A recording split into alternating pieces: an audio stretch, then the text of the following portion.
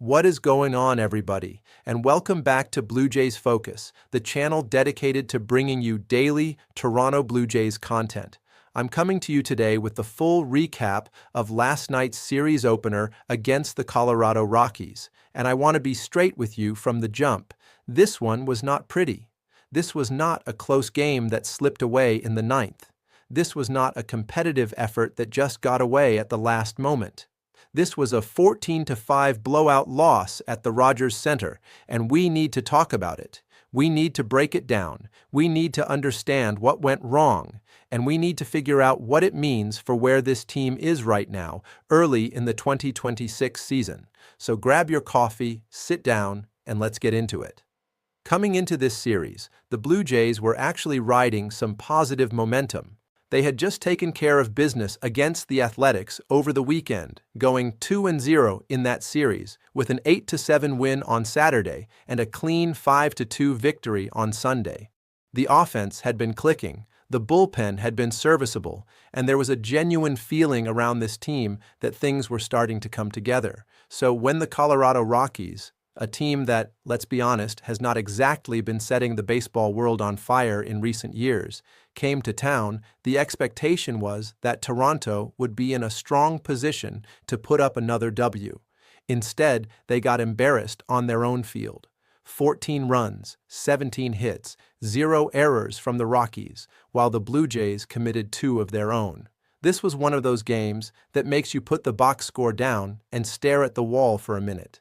Let's start with the pitching, because that is where this game was lost, and it was lost early, and it was lost often. Spencer Miles got the ball as the starting pitcher for Toronto, and the young righty simply did not have it last night.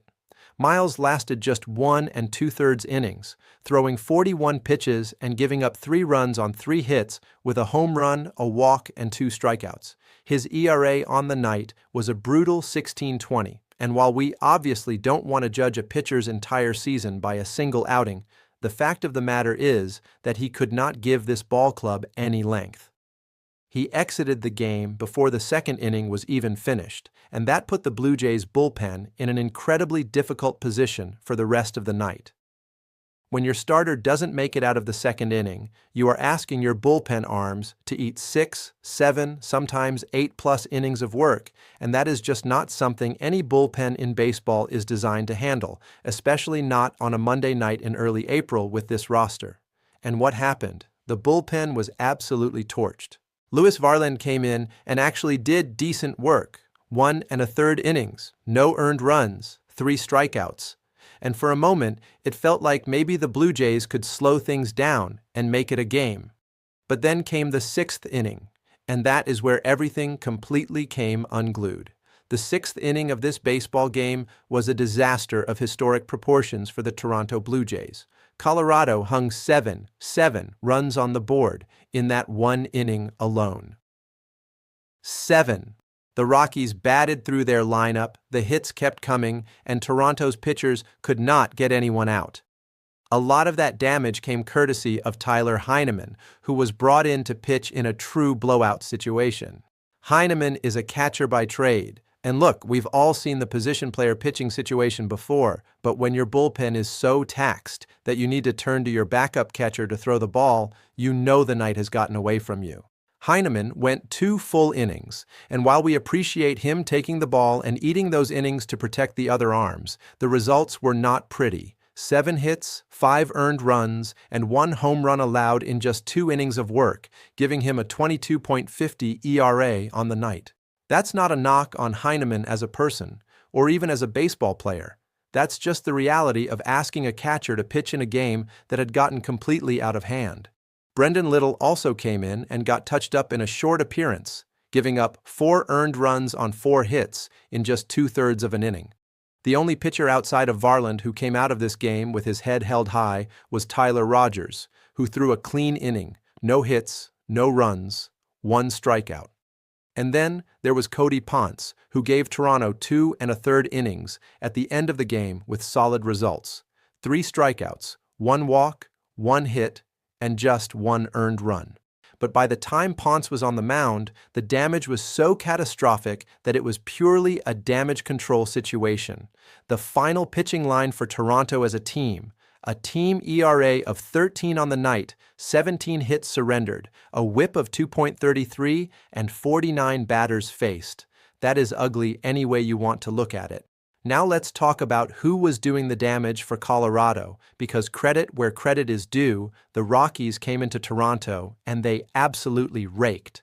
Ezequiel Tovar was the biggest headache for the Blue Jays all night. The Rockies shortstop went 3 for 6 with 3 RBIs and 2 doubles. He was making loud contact every single time he came to the plate, working the gaps, punishing any mistake over the middle of the zone. On a night where so many Rockies contributed, Tovar was the guy who truly carved up this pitching staff from top to bottom. TJ Rumfield was another thorn in Toronto's side, going 3 for 5 with 2 RBIs and a double. Troy Johnston chipped in with a home run and 2 RBIs. Braxton Fulford went 2 for 3 with a home run and 2 RBIs of his own. Brenton Doyle had a couple of hits and scored twice. Hunter Goodman went 2 for 5 with 2 doubles and an RBI. The Rockies lineup just kept producing inning after inning, and it never felt like the Blue Jays could get a breather. Colorado went 7 for 18 with runners in scoring position, 7 hits in 18 at-bats when it mattered most. That is a BABIP of 4.55 on the night, combined with a team OPS of 1.073. The Rockies were absolutely locked in. And their pitching? Colorado got excellent length from Chase Delander and Tomoyuki Sugano, which is the other part of why this game felt so lopsided. Delander started and went 4 innings, giving up 4 earned runs on 5 hits including 3 home runs, walking 2 and striking out 5. His ERA on the night was a rough 9.0, and while the Blue Jays did tag him for those 3 long balls, Delander still managed to limit the damage enough to pick up the win. He got the decision. Officially, Chase Delander is the winning pitcher in this one. Sugano came in and was downright filthy after that, throwing 4 2/3 innings, allowing just 2 hits, 1 earned run, walking 2, and striking out 4. His ERA on the night, 1.93. He essentially closed the door on any Toronto comeback and ate up innings efficiently, keeping Colorado's bullpen fresh for the rest of this series. Then Jaden Hill came in for a clean 1/3 of an inning to close things out. The Rockies needed only 147 total pitches to complete this game. Toronto threw 185. That disparity tells you everything you need to know about how the night went. Now let's get to the Blue Jays offense, because it wasn't a complete shutout. There were some individual bright spots even in the middle of what was an awful team performance. The home run ball was the one thing keeping Toronto on the scoreboard, and 4 different Jays went deep on the night. Andres Jimenez hit a solo shot and finished 1 for 4 with a walk and a run scored. George Springer also went deep, a solo home run, going 1 for 5 on the night with 1 RBI and 1 run. Kazuma Okamoto connected for a long ball as well, 1 for 4 with an RBI, a walk, and a run scored. And Davis Schneider came off the bench and made some noise, hitting a home run that drove in 2 runs in what was ultimately a garbage time situation. But hey, at least he was putting good swings on the ball.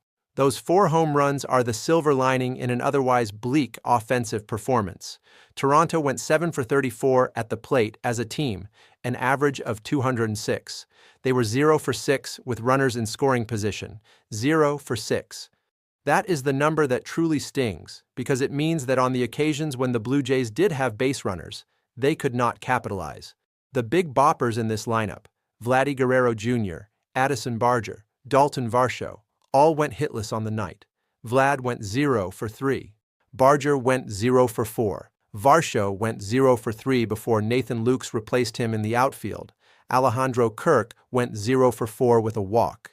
Jesus Sanchez was one of the more productive non-homer contributors, going 2 for 5 with a run scored, and Ernie Clement had a hit as well. But the middle of this order was ice cold, and against a team like Colorado that is supposed to be beatable, you simply cannot afford to strand the runners you do manage to get on base.